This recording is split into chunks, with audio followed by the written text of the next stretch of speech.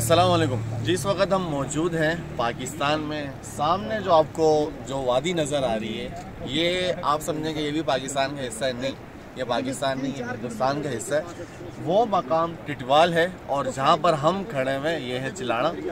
बहुत ही दिलचस्प यहाँ की सूरत हाल है। दरमियान में दरिया बह रहा है, दरिया के उस तरफ हिंदुस्तान है जबकि दरिया के इस पार पाकिस्तान है।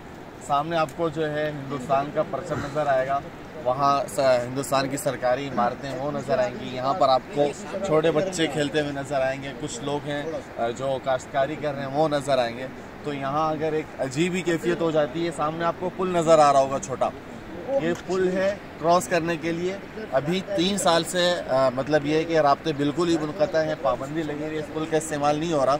लेकिन जब तक ये है कि इसका इस्तेमाल होता रहा था तो दरमियान में एक सफ़ेद निशान लगा हुआ है। उस निशान के उस पार, यानी ये जो दरमियान में पुल है, आधा पुल हिंदुस्तान के हिस्से में आता है और आधा पाकिस्तान के हिस्से में आता है। और दरमियान में जो इन्होंने एक निशान लगाया हुआ है, उसका मकसद ये है कि इस तरफ का जो एरिया होगा पुल का वो पाकिस्तान का है और उस तरफ का जो है वो हिंदुस्तान का। लिहाजा पाकिस्तान के लिए हद वो सफ़ेद निशान है और उनके लिए हद भी वो सफ़ेद निशान है।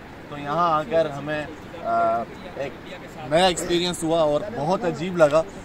पहली दफ़ा हिंदुस्तान को हमने इतने करीब से देखा और हमारी ख्वाहिश है कि हमारे हालात साजगार हों, प्यार मोहब्बत हो, आपस में अमन व अमान हो। हम यहाँ आएँ तो हमें कोई इस तरह की झिझक ना हो, परेशानी ना हो और हम अपनी ख्वाहिश के मुताबिक जब यहाँ तक आ चुके हैं तो एक दरिया क्रॉस करके हम आगे भी जा सकें, वहाँ पर भी लोगों से मिल सकें।